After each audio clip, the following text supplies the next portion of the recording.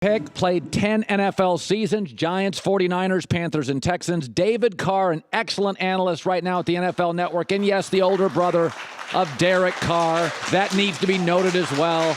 By the way, can you explain something to me? I was saying Cleveland's been bad for years, so they've accumulated really good defensive players. Okay, they got a bunch of top picks. Right. And you watch Tampa, and in that division, they've kind of been a doormat. And I'm watching some of their players, and I'm like, they got a bunch of good players. That said, what do you make of Ryan Fitzpatrick? Fitzmagic. What do you make of this? I first saw Ryan in Houston around 2005. All right. And he shows up on the field. We're up 21-0 in the first half, okay? And I'm like, who's this kid from, what is this, Ivy League school? He's Ivy? Yeah. Is that right? And yeah, then Harvard. Touchdowns all over the place, onside kick, and the Fitzmagic was real 13, 14 years ago. So, I mean, the guy can play.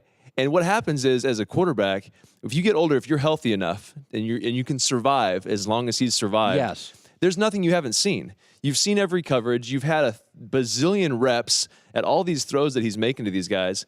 Oh, and by the way, just like you mentioned, crazy talent. They got a ton of talent. O.J. Howard, Deshaun Jackson, Mike Evans. These are big time players. And he's a guy that can get them the football, and he understands his job. He knows how to get it out with pace and accurate. I mean, it's not a fluke. No, David, you're actually saying what Tom Brady told Jay Glazer a couple years ago. And Jay Glazer talked to Tom Brady at camp, and he goes, "How long can you go?" And he's like, "Listen, man, I've mastered it. That's it. You can't fool me anymore." That's exactly right. So if I can keep my shoulders right, if I can stay healthy, if I can have enough avocado ice cream, I'm good. I'm gonna be just fine. Okay, let's talk about the elephant in the room. I said I worried. David, there are industries like the post office. I could leave for 10 years, come back, I'd be fine. Yeah. If you leave Silicon Valley for 2 weeks, it's like it's passed you by. Okay. Yeah. NFL, the games don't even look on TV like they used to 7 years ago. Right. John Gruden was gone for a decade. I know he was close. I know he did the TV stuff, but he wasn't in the room. Yeah. Guys are more political now. Guys are more empowered. Quarterbacks, we got wide receivers now, like Brandon Cook's making a fortune. Right. Now, yesterday, your brother had some very nice numbers, but you can't just be best friends with a quarterback. I worry about the room with John Gruden. Am I being hyperbolic, or is it fair? No, it's a healthy fear. I mean, I think this is natural. You've been away from the game for 10 years. Players are different now. I mean, it's not the same as it used to be. So I think that you have to treat him a little bit different. I mean, his relationship with Derek is great. I think they've gotten along great ever since they came in. They've been working hard together. They show up in the morning. They have breakfast. They meet every morning. That's all fine. And Derek played well yesterday. So, and they're going to continue to improve on offense. They're going to get better and better. Amari Cooper targeted 10 times, had 10 catches. I mean, that's good stuff. I haven't seen Amari do that in a while. So on the defensive side of the ball, though, that's the concerning part. I think that's something that's just not going to go away. You traded away arguably your best player, one of the best players in the league. And the last 2 games, trying to close out games, or especially in this last game, there's no pass rush. No. Right? Yeah, I'm watching yesterday, and I'm like, oh, God, did they need a pass rush? Yeah, it made it hard. And Arden Key is gassed. Bruce is gassed. You need some depth. You got to rotate guys, whatever you got to do. But if you watch those last couple pass rushes, and those guys they're playing their heart out. They're trying to get to Case, but they just didn't have anything left. So you got to find ways. And Paul Guenther has done a good job. And I think that, honestly, I think their defense is going to be better this year. Yeah. I think they're going to have more turnovers. I think they might even have more sacks just based on pressure, but it's not going to be a one-man show like Khalil used to be. They're going to have to do it with multiple guys, and you can't get gassed and run out of the tank at the end. David Carr, the older brother of Derek Carr, NFL Network #1 pick, decade in the league. You're talking about quarterbacks and safety, and I'm a believer this league is much better with starting quarterbacks. Carson Wentz, that's nothing against Nicky Foles. It's fine. Sure. Carson is a spectacular, kind of a generational talent. MVP candidate last year. Andrew Luck. There's a handful of these guys. Aaron, we all know who they are. Yeah. So in Clay Matthews, I would not have called this roughing the passer, but I do get airlines putting an emphasis and being overly cautious on safety. I'm with you. And I do get why this was called. I'm with you on all of that. I think that when you look at it, no one wants to watch. I was a backup quarterback for several years in my career. No one wants to watch the backup quarterback play. They want to see Kirk. They want to see Aaron Rodgers. They want to see Tom Brady. They want to see these guys. That same play is how Aaron Rodgers was knocked out of the game by Anthony Barr last it's year. the putting your body weight. Exactly. And I like that call, actually. Yeah, absolutely. But the hard part is, what is Clay supposed to do? That's where I'm a quarterback, and I'm all for them calling these penalties and keeping the quarterback safe, and for these guys playing into their 40s. But at the same time, I don't know what Clay Matthews was supposed to do, because if you do that and you don't wrap up, if you just hit a quarterback like Ben Roethlisberger or Russell Wilson or any of these guys, Carson Wentz can spin out of plays. If you start allowing these guys to just kind of be bumped and knocked over, they're going to break tackles. It's going to ruin that part of the game. It's going to be really difficult. Yeah, and this is one I don't love because I really do feel like because it's an arm tackle, and Kirk's about 6'4" and about 225. Yeah, he's not a little guy. Yeah, Kirk's about your size. He's a big guy. I kind of felt like this with the arm. I'm going to let you drive a little. And by the way, his helmet's kind of away from the player. It is, but I mean, when you watch it, I mean, what else? Like when he's about Play's to go down, limited there.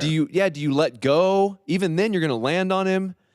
I just don't know physically. You heard Harrison Smith say this a couple weeks ago, and he was at the podium talking about something similar to this. It was more down the field contact, but he said we're all for safety. We don't want to take anyone out of the game. We want to play clean, hit guys hard, but it has to be physically possible. And that's what he said. And he was really, you could tell he was racking his brain trying to think, how can we make this safe, but at the same time still allow us to play football? Because that's what you don't want to take away. You don't want to turn into flag football. No one wants that. You don't. Okay, so Patrick Mahomes. I know Andy Reid. I love Andy Reid. He's a great play designer. And there's not Sean McVay. I mean, listen, I know guys like you listen to guys like me, if you ever do, and you think, Cowherd's just chalking. But I can watch the Rams and go, that's a good play design. You guys know. Yeah, absolutely. Everybody knows. You can see good play design. Okay, Sean Payton, you're like, oh, that's clever. Yeah. You see it a lot in the red zone. Like with McVay, you're like. Creativity stands out. Okay, Andy Reid is a really good play designer. So how much is that Tyreek Hill and Patrick Mahomes? Now, so when you watch Patrick Mahomes, people are freaking out. It's a fireworks show. Sure. What do you see? I see. Well, so first of all, with Andy Reid, so when he made the decision to let Alex Smith go, just walk for a guy that hasn't played, you thought to yourself, man, this guy, is he crazy? But then I tend to lean towards, I'm trusting the guy that's making this decision. That's his livelihood. It's not my livelihood. It's your livelihood. You're letting Alex Smith walk, a guy that's Pro Bowl quarterback, got you to the playoffs. Right. He said Alex Smith was perfect for his system. I wish I had Alex my entire career. He'd be a Hall of Fame player. He said all that. He let him go. He let him walk for this guy, for Patrick. When I saw Patrick the first time on film, I'm on my way out to the combine to see him, I said, where has this guy been? Am I a bad college football fan because I didn't watch this kid play enough?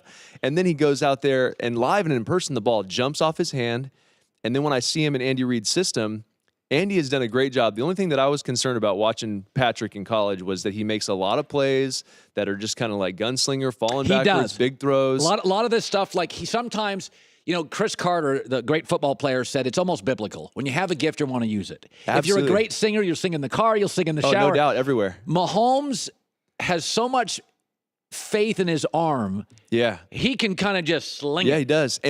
But he makes great throws. And I think the magic of what Andy Reid has done is not necessarily just his scheme, which is great. And he's got but how he's able to rein him in to where it just get the ball. And you even hear Patrick talk, I just got to get the ball to my playmakers. Like to tell a guy that's been a wild stallion out in the prairie, just running free. Right. All you got to do is get it to your playmakers. Just be calm. So he's got the right mindset. He's got the right mindset. He's doing a fantastic job of coaching this kid. And then the thing about guys with big arms like that, they can get in trouble, but they also don't hesitate. Like his arm strength becomes even more amplified because guys with mediocre arm strength is going to be like, I don't know, I'm going to hesitate a second. He's a go-for-it guy. He's just, I see it, I'm ripping it, and it's coming out at 70 miles an hour, and it's on the money, and then you have 10 touchdown passes in 2 weeks. And so it kind of takes the league by storm, but when you got a guy that's well-coached, great scheme, great players, that kind of talent, and has kind of reined him in to enough to play quarterback in the league, you got a special player. David Carr, stick around. Got some Baker Mayfield stuff. I think he's starting soon. Want to attack Dak and the Cowboys. I saw something last night, and it made me think Patriots, Jags. I love the Jags going into yesterday, and they delivered. Blake Bortles, by the way, that was as good as he's been in this league on third down. Really well. And New England's defense now has been upgraded.